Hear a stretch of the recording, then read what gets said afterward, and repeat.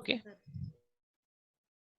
Okay hello everyone, welcome to success classes. I am Gaurav Soin और आज मैं एक और सक्सेस स्टोरी के साथ हाजिर हूँ। और मेरे साथ है जैनाब जहांगीर। राइट, और इन्होंने अभी रिसेंटली जामिया मिलिया इस्लामिया में जो है एडमिशन लिया है। रिसेंटली 12 अगस्त को रिजल्ट आया और इन्होंने क्वालिफाई कर लिया। So hello Zainab, first of all तो मैनी मैनी हाँ, थैंक यू। कॉन्ग्रेचुलेशंस आपको, है ना। और थैंक यू आपको सो और आपकी मच। फैमिली को भी, बिकॉज फैमिली का भी उतना ही सपोर्ट होता है जितना हमारा होता है। राइट। तो सबसे पहले जैनाब, आप मुझे ये बताओ कि आपने किस लाइफ के पड़ाव में सोचा कि आपको पीएचडी करनी है, और आपने पीएचडी क्यों की? सबसे पहले तो मेरा ऐसा कुछ पीएचडी के बारे में मुझे इरादा नहीं था, ना कुछ मुझे कुछ मालूम भी नहीं था। एक बार ऐसे ही मैं रैंडमली बैठी हुई थी और मेरे फादर ने मुझसे बोला कि एक बार पीएचडी कर लो तो कुछ अच्छा लगेगा। तो उस टाइम से था कि चलो ना एक बार पीएचडी कर लेते हैं। उस टाइम पे मैं ग्रेजुएशन में थी। हम्म। एंड फिर उसके बाद मैंने मास्टर में एडमिशन लिया अपना। एंड उस बार मुझे पता लगा कि नेट नाम का कुछ चीज होता है। हम्म। तो फिर मैं नेट के थ्रू एक जर्नी, एक स्टेप बाय स्टेप को मैं क्लियर करती गई और फिर मैंने पीएचडी में अपना एडमिशन लिया। ओके। तो आपने पोस्ट ग्रेजुएशन के दौरान नेट जेआरएफ क्वालिफाई किया था कि पोस्ट ग्रेजुएशन के बाद किया था नेट जेआरएफ? नहीं सर, मेरा अभी मास्टर क्लियर हुआ है, एक महीने पहले ही मेरा मास्टर कंप्लीट हुआ है। ओके। तो सर मैंने फर्स्ट ईयर के टाइम पे ही अपनी प्रिपरेशन स्टार्ट कर दी थी नेट के लिए। ओके ओके, तो आपका सब्जेक्ट क्या है नेट जेआरएफ?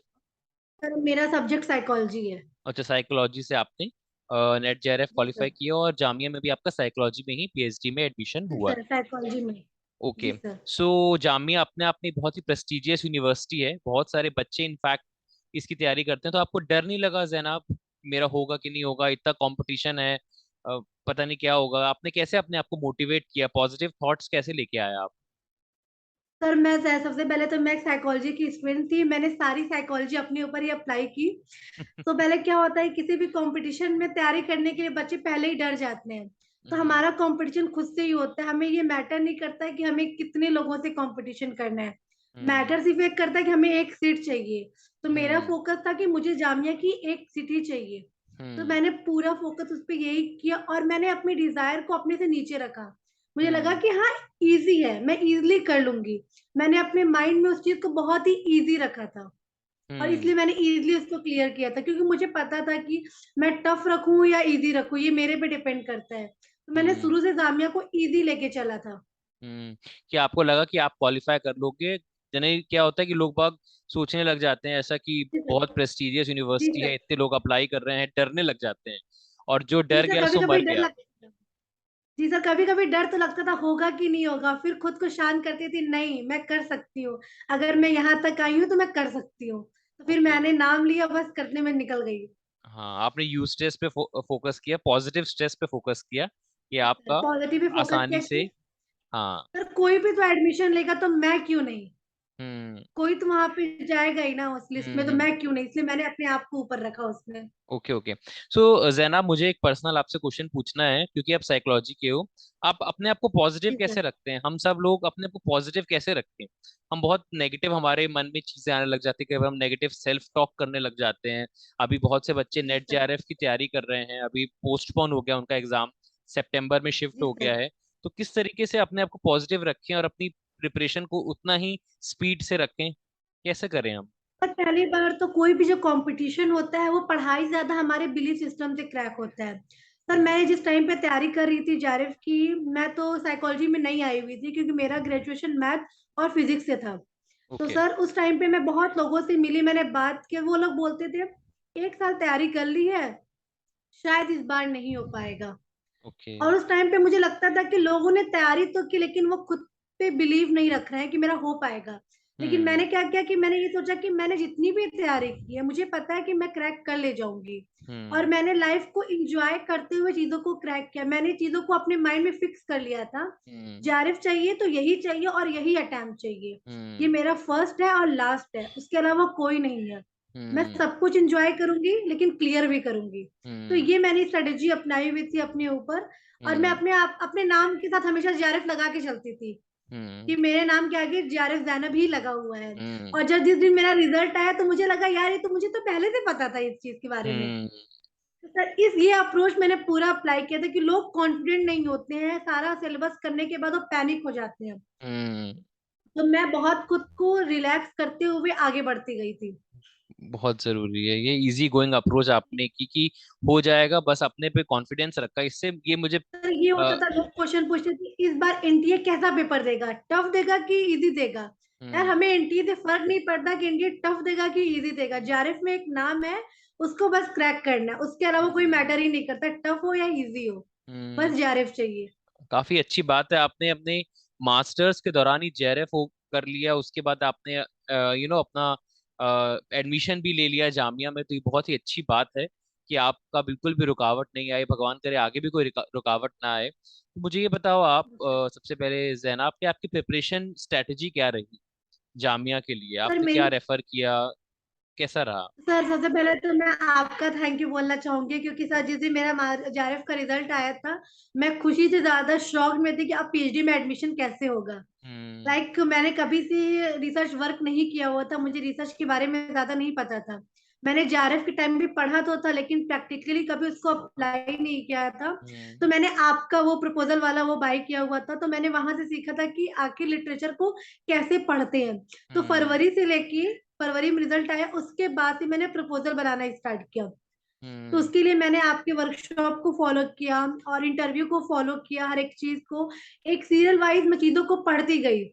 हम्म अपने टॉपिक को, अपने आप को पहले एक शांत किया, पहले एक टॉपिक ढूंढी कि आखिर प्रॉब्लम क्या चल रहा है इस टाइम पे। हम्म आज के जैसे मैं साइकोलॉजी में थी, तो मुझे एक प्रॉब्लम को सॉल्व करना था। तो मैंने पहले प्रॉब्लम को ढूंढा, उस प्रॉब्लम से रिलेटेड मैंने लिटरेचर पढ़ा। और फिर हम्म उसके बाद आपके वर्कशॉप को देख के मैंडली यूज किया सारे। एक और ऐप आपने बताया था जिसमें हम सारे पेपर को एक साथ ले लेते हैं, फिशर ऐसे कुछ जैबरेफ है, करके था। क्या नाम था? हाँ हाँ। अरे वो जिसमें सारे गूगल फॉर्म सब कुछ एक जगह पे आ जाते हैं उससे। पब्लिश सर और मुझे पेरिश। नाम वो भूल गए। हाँ, पब्लिश और पेरिश का मैंने बहुत यूज किया था, वो आपसे मैंने सीखा हुआ था। तो सारे हम्म पेपर को मैंने एक जगह किया, लिटरेचर लिया और सारी मेथोलॉजी जो जो पढ़ा हुआ था सब कुछ अप्लाई किया। और फिर मैंने हम्म एक प्रपोजल को एक बहुत ही प्रिसियर फॉर्म में बनाया, ना ज्यादा वर्ड ना कुछ। उसको हम्म। बनाया और फिर उसको उसको सबमिट कर दिया जामिया में। ओके, तो रिसर्च प्रपोजल आपने पूरा प्रिपेयर किया है ना, और प्रिपरेशन के लिए आपने कोर्स का सहारा लिया। और आप मुझे ये बताओ कि जब आप इंटरव्यू के लिए गए, बिकॉज आप एग्जाम्प्टेड कैटेगरी से थे, तो उस दौरान आपकी क्या स्ट्रेटेजी रही? आप उस दौर को समझाओ कि आपका इंटरव्यू कैसा रहा, आप उसको एक्सप्लेन करो। हाँ जी सर, सबसे पहले मैं जब इंटरव्यू के लिए बैठने गई सर, मैंने अपने माइंड में एक बना लिया था कि इंटरव्यू में तीन टाइप के क्वेश्चन होंगे। पहला तो प्रपोजल से क्वेश्चन होगा। हम्म दूसरा आपके स्टैटिस्टिक्स और रिसर्च से क्वेश्चन होगा। तीसरा आप क्या पढ़ के आए हो इससे क्वेश्चन होगा। हम्म इससे बढ़ के वो कुछ नहीं पूछेंगे। तो मैंने तीनों की एक स्ट्रेटेजी बना ली थी कि मैंने हम्म प्रपोजल को अपना पूरा रट मारा था, हम्म बार बार उसी चीज को रिवीजन कर करके मैंने उसको पूरा रट मारा था, वो किया। और मैंने स्टैटिक्स रेडी कर ली थी, क्योंकि वो बेसिक बेसिक ही पूछेंगे कि अनोवा क्या होता है, मनोवा क्या होता है, कैसे अप्लाई करोगे। हम्म वो बहुत डीप फॉर्मूला नहीं पूछेंगे वो आपसे। हम्म तो वो कर लिया और मैंने एक टॉपिक रेडी कर लिया अपने सिलेबस से। इस हम्म तीन चीज को मैं रेडी करके गई थी कि कहीं से भी अगर ये हथियार फेंका जाएगा तो मैं हम्म उसको डिफेंस कर लूंगी आराम से। तो फिर मैंने हम्म। ये तीनों चीज को रेडी किया और मैं जाके इंटरव्यू में बैठ गई। हाँ हाँ हाँ। सर मेरी तो यही स्ट्रेटेजी थी। ओके, तो इंटरव्यू में आपने इंग्लिश में आंसर्स किए, और आपको एक्सेप्शन थी कि आप हिंदी लैंग्वेज यूज कर सकते हो, ऐसा कुछ है क्या? मिसकंसेप्शन लोगों के मन में होता है। नहीं सर, जामिया में ऐसा कुछ नहीं था। उन्होंने क्या बोला, हम लोग जाके बैठे वहां पे, तो सर ने बस मुझसे पूछा कि आप अपना नेम बताओ, अपना क्वालिफिकेशन बताओ, आपने क्या पढ़ा है और हम्म आपको आगे क्या करना है। हम्म अपना पूरा रिसर्च जो आपने बनाया है उसको आप पूरा एक्सप्लेन करो। तो उस चीज को मैंने सीरियल वाइज एक्सप्लेन किया। तो और उसमें से उन्होंने, जो मैंने अपनी मेथोलॉजी में ज्यादातर फोकस मेथोलॉजी में किया जाता था, हम्म तो और पूछा गया कि साइंटिफिक रिसर्च क्या है। लिटरेचर से हम्म क्वेश्चन डेफिनेटली करते हैं वो लोग। और हम्म दूसरा कि आपने क्या गैप आइडेंटिफाई किया, हम्म आप क्यों इस चीज को फॉलो करना चाह रहे हो। ये सब चीजें मैंने आपसे ही पढ़ के गई थी, आपके यूट्यूब क्लासेस से। उसके हम्म अलावा कोई क्वेश्चन ही नहीं आता है रिसर्च में, अब पीएचडी के हम्म प्री इंटरव्यू में। वो किया था और फिर उसके बाद मुझसे जो मेरी मेथोलॉजी में जो मैंने स्ट्रेटेजी यूज की थी उस पे क्वेश्चन किया गया था। बाकी कोई क्वेश्चन नहीं किया गया था सर। ओके ओके, तो इससे पहले जैनाब आपने कहीं और भी अप्लाई किया था जामिया के अलावा, किसी और यूनिवर्सिटी में? सर मैंने मेरा मास्टर के रिजल्ट आने से पहले मैंने आईआईटीज में अप्लाई किया था, आईआईटी दिल्ली में। लेकिन उस हम्म। टाइम पे मैं रेडी नहीं थी पूरी तरह से। मैंने जस्ट हम्म। अप्लाई किया था क्योंकि मेरा मास्टर अभी कंप्लीट नहीं हुआ था। ओके तो ओके जस्ट ओके। मैंने उसमें अप्लाई किया था। तो ओके वहां के ओके भी इंटरव्यू में भी यही क्वेश्चन किया गया था। Okay okay. तो मतलब आपने उसमें इंटरव्यू वगैरह दिया था क्या, आईआईटी दिल्ली का? हाँ, आईआईटी का वो ऑनलाइन इंटरव्यू हुआ था तो मैंने उस इंटरव्यू को दे दिया था। ओके, उसके बाद आपने फिर जामिया के लिए अप्लाई हाँ, किया? फिर ओके जामिया मैंने किया बस। ओके। तो आप मुझे ये बताओ कि जब आपका इंटरव्यू हो जाता है, किसी कैंडिडेट का इंटरव्यू हो जाता है, till the time of result, इस दौरान कैसे अपने आप को पॉजिटिव रखें? क्योंकि कई बार एंजाइटी आ जाती है, हम लोग है ना सर घबराने ये लग जाते हैं, स्ट्रेस आ जाता है। जी सर। सर ये होता है कि कब तक रिजल्ट आएगा, मेरा सिलेक्शन आखिर होगा कि नहीं होगा। हम्म। तो उस टाइम का पीरियड बहुत टफ हो जाता है वेट करना। लेकिन उस टाइम पे मैं सिर्फ एक ही चीज करती थी, मैं अपने नाम को उस लिस्ट में देखती देखती थी। हम्म। मैं प्रे करती थी कि नहीं, मेरा नाम उस लिस्ट में होगा ही होगा। Okay okay. हम्म। क्योंकि अब इंटरव्यू के बाद हम कुछ नहीं कर सकते सिवाय प्रेयर के। हम्म। हम डर डर के भी हमारे हाथ में कुछ नहीं आने वाला है। तो उस हम्म। टाइम से लेके मैं कॉन्टिन्यूसली प्रेयर करती थी। कभी डर भी लगता था तो अपने आप को ही डांटती थी, दैनब हम्म। डरना नहीं है, डरना नहीं हम्म। है, तुमको जामिया में ही जाना है, तुमको हम्म। जामिया में ही जाना है। तो मैं उसी हिसाब से अपने आप को सिर्फ प्रे करती थी और मोटिवेट करती थी, खुद से बात करती थी मैं, तुमको ओके ओके। जामिया में ही जाना है, तुमको जामिया में ही जाना है। हम्म। बस यही चीज मैंने अप्लाई की थी। चलिए, बहुत अच्छी बात है। अच्छा, एक क्वेश्चन मैं आपसे और पूछना चाहूंगा। स्पिरिचुअल रहना कितना जरूरी है? आप साइकोलॉजी के हो, भगवान से जुड़ाव रखना एग्जाम के टाइम पे, या उनके बारे में मतलब सोचना या प्रेयर्स करना, जैसे कि आपने बोला, कितना जरूरी है? अक्सर हम लोग इतनी पढ़ाई में घुस जाते हैं सर कि हमको लाइक कुछ होश मैं नहीं ये रहता। मानती हूँ कि 50-50% जरूरी है, 50-50%। क्योंकि सर कंपटीशन के एग्जाम में तो सब पढ़ के जाते हैं लेकिन क्लियर कुछ ही परसेंट लोग कर पाते हैं। हम्म। तो हम अगर डबल अप्रोच रखते हैं, पढ़ के भी जाए पूरा और प्रेयर भी करें और हम्म। अपने आप को उस वे में देखें, तो ये हमारे लिए प्लस पॉइंट होता है।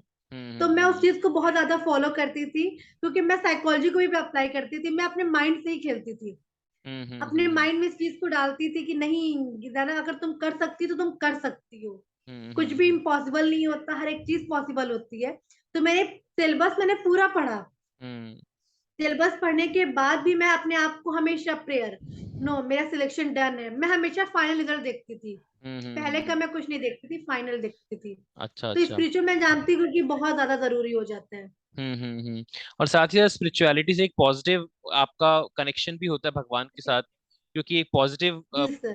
आपके सामने एक यू कैन से एक जी सर। आइडियल है, तो उससे आपको पॉजिटिव वाइब शेयर होती है, तो आपके अंदर पॉजिटिविटी ही जनरेट होती है। सर बहुत ज्यादा, क्योंकि बिना अगर हम पॉजिटिव नहीं रहेंगे तो फिर आता हुआ सब कुछ गलत कर देते हैं। और कभी कभी क्या होता है कि हम तुक्के से क्वेश्चन को सही कर ले जाते हैं और वही हम्म। तुक्का हमारे कट ऑफ को क्लियर करा दिया जाता है।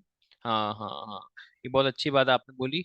और साथ ही साथ आप मुझे ये बताओ जैनब कि अब जैसे कि हमारे बहुत सारे कैंडिडेट्स हैं जो कि आगे जा करके पीएचडी की तैयारी कर रहे हैं, आप उनको क्या वर्ड्स बोलना चाहोगे? आप उनको क्या सलाह देना चाहोगे? उनको कैसी प्रिपरेशन करनी चाहिए? क्या डूज उनको करने चाहिए, क्या डोंट्स उनको ध्यान में रखने चाहिए, जिससे कुछ जो गलतियां हैं जो आपने फेस किए हैं, आपके सराउंडिंग्स में किसी ने फेस किए, वो आप बता सको? सर मैंने एक गलती पहले ये फेस की थी कि मैंने कोई भी टॉपिक पढ़ी थी तो मैंने रैंडमली उठा के उसको पढ़ना ही स्टार्ट कर दिया था और उसमें हम्म। मैंने रिसर्च बनाना स्टार्ट कर दिया था। तो मैंने एक चीज ये आइडेंटिफाई की कि रिसर्च ऐसे नहीं होती है। अगर आपको एक अच्छी रिसर्च करनी है, अच्छी जर्नल में पब्लिश कराना है, तो उसके लिए आपके पास लिटरेचर रिव्यू एक सॉलिड होना चाहिए, उसके गैप को आइडेंटिफाई होना चाहिए। हम्म। सबसे पहले एक स्पेसिफिक एरिया को हमें आइडेंटिफाई कर लेना चाहिए और हम्म। उसको आइडेंटिफाई करने के बाद उसको पेपर को 4-5 पेपर पहले पढ़ लो। और हम्म। क्या होता है कि पेपर एक बार में समझ में नहीं आता है, तो उसको हमें हम्म। बार बार पढ़ पढ़ के उसकी जानना चाहिए कि आखिर ये क्या गैप है, हम कैसे इसको फर्दर आगे बढ़ा के लेके जा सकते हैं। हम्म। तो उसको जब पढ़े और उसके बाद उससे अपना टॉपिक क्रिएट करें, तो उससे क्या हम्म। होगा कि आप किसी भी यूनिवर्सिटी में जाओगे तो आपकी सिलेक्शन का क्राइटेरिया ज्यादा बढ़ जाता है। और अगर ओके। आपको कहीं पे भी आगे अप्लाई करना है पीएचडी में, तो सबसे पहले जान लो कि वहां के सुपरवाइजर किस चीज पे वर्क कर रहे हैं। उनकी ओके। एरिया ऑफ इंटरेस्ट को पहले जानना होगा। हाँ हाँ, बिल्कुल सही बोला आपने। और आप मुझे ये बताओ जैनब कि अब आगे क्या है? अब आपका रिजल्ट आ गया है, अब आगे की क्या प्रोसीडिंग्स हैं, आपका कोर्स का क्लासेस स्टार्ट होने वाली हैं, कब होने वाली हैं? सर अभी तक इसका कोई ऑफिशियल डेट नहीं आया, तो अभी हमारा 24 को एडमिशन होने वाला है। तो ओके उसके ओके। बाद से शायद नेक्स्ट वीक में हमारा कोर्स वर्क स्टार्ट हो जाएगा। ओके, डॉक्यूमेंट वेरिफिकेशन होगा 24 को। हाँ 20। जी ओके सर। ओके। अच्छा, और साथ ही साथ आप मुझे एक चीज़ और बताओ कि जैसे कि आपका सब्जेक्ट जो है वो साइकोलॉजी है, राइट? जी सर। तो बहुत से बच्चे नेट जेआरएफ की भी तैयारी कर रहे हैं अभी, और उनका जो एग्ज़ाम है वो डिले होता जा रहा है। ठीक है, तो क्या इस दौरान उनको क्या थॉट प्रोसेस अपनानी चाहिए? सर इस टाइम पे सबसे पहले उन्हें ये अपनाना चाहिए, अगर मुझे उनको टाइम एक्स्ट्रा मिला है तो उसे पैनिक ना हो कि उसे पढ़े। क्योंकि हम्म इस टाइम पे क्या होता है कि हम सिलेबस को पढ़ चुके होते हैं, तो हम्म हम जितना रिवीजन कर सकेंगे उतना ज्यादा बेटर होगा। तो हमेशा हर एक चीज को, हर सर्कमस्टेंस को पॉजिटिव अप्रोच में लेना चाहिए। हम्म उनके पास जेआरएफ क्लियर करने का चांसेस और ज्यादा बढ़ चुका है, क्योंकि कितने लोग ये जर्नी छोड़ के हट चुके होंगे। हम्म बहुत से बच्चे होंगे वो पैनिक होके जर्नी छोड़ के हट चुके होंगे, और जो जो वाकई बहुत सीरियस है उसके पास और ज्यादा एडवांटेज मिल गया है क्लियर करने का, तो वो ओके ओके। आराम से क्लियर कर लेगा। Okay okay. तो इसके अलावा और कुछ आप हमारे कैंडिडेट्स को, हमारे सब्सक्राइबर्स को कुछ कहना चाहते हो? कुछ योर एजेंडा ऑफ तो लाइफ, मैं योर यही कहना मोटिवेशन? चाहूंगी कि अगर अगर पीएचडी के बारे में किसी को भी जानना है, छोटी से बेसिक चीजें, तो सबसे पहले वो हमारे आपके चैनल से जानना जाए। क्योंकि ओके। आपके चैनल जो भी प्रोवाइड करता है एक एक चीज, एक एक बेसिक से बेसिक चीज, क्या होता है ये मेथोलॉजी क्या है, यहाँ पे कैसे अप्लाई करनी है, पेपर कैसे पढ़नी है, सब कुछ आप प्रोवाइड करते हो। तो मैं लोगों को यही सजेस्ट करूंगी पहले वो आपको करें। एंड सेकेंड थिंग, कुछ भी करने से पहले खुद पे कॉन्फिडेंट रखे कि यस मैं कर सकता हूँ। क्योंकि हम्म कोई भी चीज इम्पॉसिबल नहीं होती, क्योंकि मैं भी पीएचडी के टाइम पे थी, तो मुझे भी हम्म लगता था कि शायद पीएचडी नहीं होती होगी इजली से। हम्म लेकिन फिर भी मैंने अपने आप को बहुत फोकस करके, क्योंकि मैं आजमगढ़ के एरिया से हूँ तो मुझे ज्यादा कुछ नहीं मिलता है। हम्म वो माहौल यहाँ पे नहीं है कि हम कैसे जाके चीजों को जानेंगे समझेंगे, कैसे रिसर्च लिखेंगे। लेकिन हम हर जगह से चीजों को पढ़ सकते हैं और जान सकते हैं। तो उसके लिए पहले तो खुद पे कॉन्फिडेंट रखिए कि अगर वो चाहते तो वो कर ले जाएंगे। हम्म। चाहे वो जेआरएफ हो या पीएचडी हो, या फिर जॉब ही क्यों ना लेनी हो, तो वो कर ले जाएंगे। तो ओके। उसके लिए पहले खुद से प्रॉमिस करें, अगर करना है तो करना है। ओके, लास्ट क्वेश्चन जैनब आपसे पूछना चाहूंगा, क्या आप शुरुआत से इंटेलिजेंट थे या ब्रिलियंट थे बचपन से ही? ऐसा कुछ है? क्योंकि बच्चे सर काफी ये सोचते हैं कि जो शुरुआत में होशियार है वही जामिया में, डीयू में, बीएचयू में और प्रेस्टिजियस इंस्टीट्यूट्स में एडमिशन ले सर सकता ऐसा है। ऐसा कुछ कुछ भी है क्या? नहीं है, सर ऐसा कुछ भी नहीं। सर पहली बार तो मेरा तो लाइन ही नहीं था साइकोलॉजी। सर मैं तो मास अपना ग्रेजुएशन मैथ और फिजिक्स से मैंने किया था। एंड सडनली मुझे ये हुआ कि मुझे ह्यूमन माइंड के बारे में जानना है, मुझे अपने प्रैक्टिकल लाइफ में चीजों को अप्लाई करना है। फिर मैं साइकोलॉजी में आई। और सर मैं तो एक गवर्नमेंट स्कूल से पढ़ के आई हुई बच्ची हूँ। ओके सर मैं एक बहुत ही कोचिंग क्लियर करके गवर्नमेंट स्कूल से पढ़ के आई हूँ, तो मुझे तो लगता भी नहीं था कि मैं कभी जामिया तक जा भी पाऊंगी। ओके। ओके। लेकिन ये जारेफ जो था इसने मेरे रास्ते को बनाया। तो कुछ भी इम्पॉसिबल नहीं होता, अगर किसी में विल है पढ़ने हम्म की, कुछ करने की लाइफ में, तो वो निकल ही जाएगा, चाहे वो कहीं से पढ़ के जाए। क्योंकि हम्म वो बच्चा वीक हो या तेज हो ये मैटर ही नहीं करता है। हम्म। अगर पढ़ने पे आ गया तो पढ़ ले जाएगा वो। हाँ, नहीं बस बहुत उसमें अच्छा खुद पे बोला। कॉन्फिडेंट होना चाहिए। हाँ, बहुत जी अच्छा सर। बोला आपने कि अपनी उद्देश्यों को आपको ऊंचा रखना चाहिए, जिससे आप ऊपर उसको पा तक। सको, उसको हासिल कर सको। जी सर। राइट। उसके पहले वो कुछ नहीं पा पाएगा सर। हाँ। Thank you so much Zainab, बहुत अच्छा लगा आपसे बात करके। आपने बहुत अच्छी अच्छी चीजें शेयर की हैं। आई होप हमारे सब्सक्राइबर्स उसको जरूर इनकॉर्पोरेट करेंगे अपनी लाइफ में, और वो भी अपने एम्बिशन को, अपने एम को हासिल कर पाएंगे। राइट। जी sir. Thank thank you you so sir, much जनाब thank you for your so much. Time. I hope आप ऐसे ही आगे बढ़ते रहिए, और फटाफट आपके नाम के आगे डॉक्टर लगे, और फिर हम एक सक्सेस स्टोरी बनाएं जिसमें आप अपनी इंशाल्लाह। पीएचडी की जर्नी हमारे साथ शेयर करो। राइट। इंशाल्लाह सर। जी सर। चलिए, थैंक यू सो मच जनाब, have a very nice day ahead, and bye bye, good night. Bye bye sir.